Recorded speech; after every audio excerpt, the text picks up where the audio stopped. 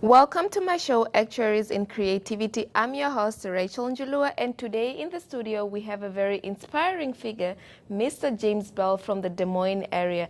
Allow me to give him the platform to introduce himself and just tell us more of what he does and who he is. Well, Rachel, I appreciate this. It's been a delight getting to know you, and grateful that you invited me to your program. It's a pleasure having you two here, sir. Awesome. Well, I'm James Bell of Winning Edge 360. I'm a speaker, consultant, and founder of Winning Edge 360. And what we do is invest in the lives of people and develop champions. We work with individuals, groups, organizations, companies, entrepreneurs, institutions, helping people with leadership, team building, recruitment, development of talent, helping emergent leaders to moving from where they are to the next level. And we also work with groups when it talks about high performance coaching and mentoring. People that are taking the ordinary and moving them to the extraordinary from there. Okay, so what do you think is one of the greatest issues that individuals struggle with in terms of finding who they are, what they want to do, and actually reaching their highest potential? You know, that's a real good question. And one of the things I would say is, I wish we all had the answer for that. And one of the things that's a discovery, and that's where we say we are helping people to discover their enterprise. Many people by accident will just find out, hey, I'm really good at something, or I have a passion and maybe I'm not really talented with it. But we just work with people to find out, what actually do you see that is your passion? What is it something that you see that, you know what, I have a skill or even an objective or a dream or a goal to pursue? And we just work with that. Some people may pursue a profession and find out, you know, my aptitude in this is really good. You know, I'm doing well, I'm making a living, but maybe it's art and entertainment. Maybe it's doing some things for other people. Maybe it's something that they see in the community or worldwide that there's a gift that they have and they would like to focus some time and energy. So what we do is find those different things, and a lot of it's just going through life of journey. People actually will light up, or they'll just glow, or they'll just have a sense that I'm attracting people, and I'm at places and finding myself involved with certain causes or passions, and they just say, you know what, this just breathes in me and gives me new life. And we just identify those areas and just look and say, how can you not only make that work, but use your talent and gift and some of your education, some of the experience and skill, and even a network worldwide to help you to maybe make an impact and put your touchstone. Exactly. On that point, I have a question. So do you draw a thin line between passion and career? In your own opinion, do you think there's a difference between me being passionate about something and me actually pursuing something else for a career, or for you, it should be, you know, go hand in hand? You know, that can be conflicting in many times because let's say for a person, they may say, hey, this is what's going to pay the bills and do that. And what I often say is, take wherever you're at, whatever step, whatever organization, whatever opportunity you're in, and use that as a springboard or a platform to develop your passion or your objective. For instance, some people may be doing something in the area of medicine. And maybe they just really want to maybe heal people emotionally and spiritually, but they're repairing knees and elbows and doing different surgical operations, if I can get that out. But they're doing different things like that, and maybe they have a gift that they like to sing or paint. That can be a springboard because you've got an audience and you've got patients and a community of people that not only physically may need that type of healing or miracles, but maybe their voice, or maybe the music that they play on a keyboard or a piano, or art that they post or present can be something that can be a mechanism to help people to heal in other areas.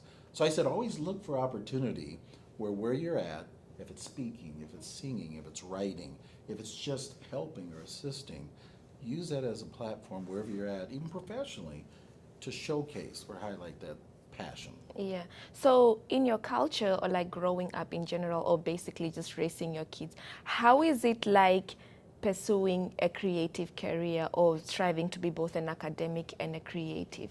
What are some of the challenges that society or pressures that society impose on these individuals, especially for those people that are currently pursuing creative careers and they feel, oh, my community is not in support of what I'm doing because they want me to do something that's more traditional or something they approve of. So how is it like in your culture or like for you as a person?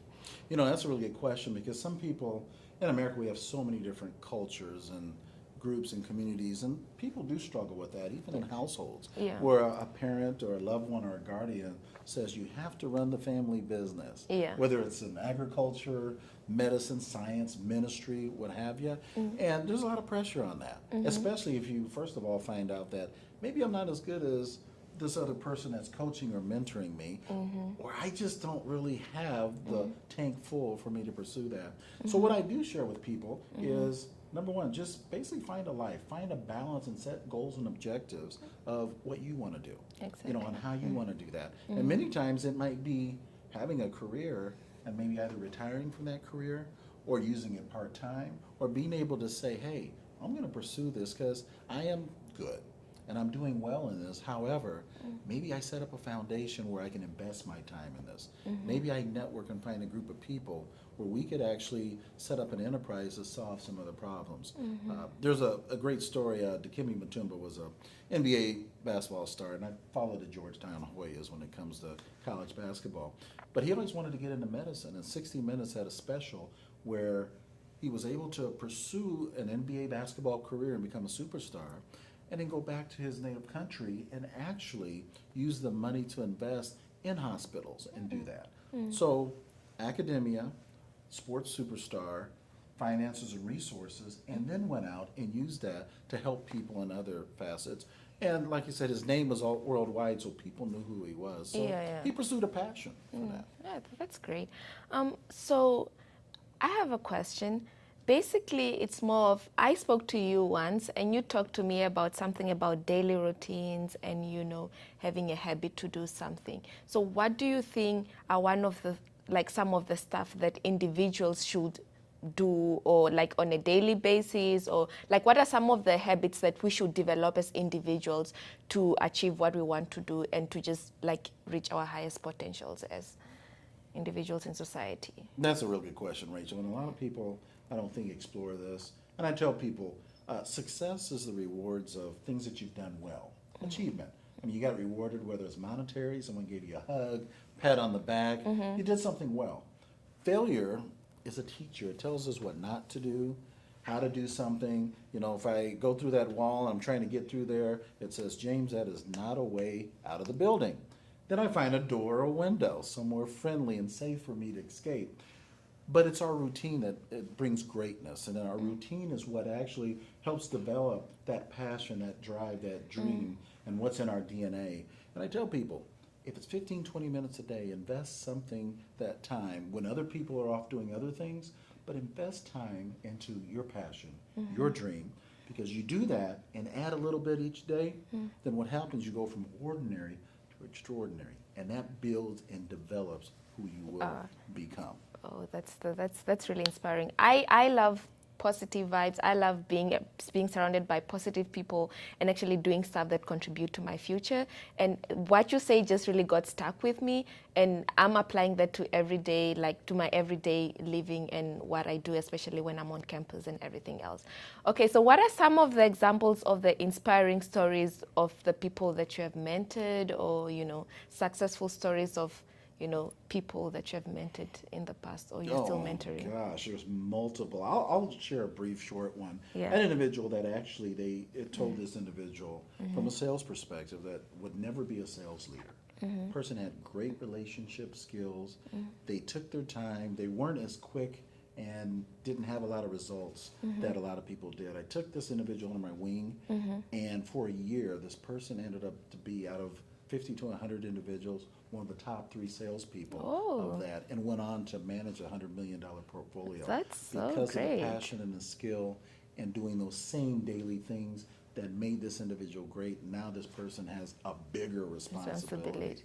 Okay, so as we come to the conclusion of our show, I just want you to ask you to give maybe some sort of advice or recommendation to our viewers on those people that they think, some people out there think that they're incapable of achieving what they want to do for various reasons. What is the advice that you have for them? You know, a simple thing that I'll share with everyone is what you believe in is what you'll show action and activity to do. If you don't believe in something, you're not going to show activity. So if you have to hide yourself in a room 15 minutes a day and practice piano or plant trees or whatever it is, the things that you do, belief shows by your actions. And by those actions will breed results. Okay, thank you so much I'm very excited to have you here, and thank you so much for being here and talking to our viewers and actually like encouraging and inspiring them. We need more people like you on our show to empower people that are watching every day. And thank you so much for being here. Rachel, it's been my pleasure. Thank you. Thank you.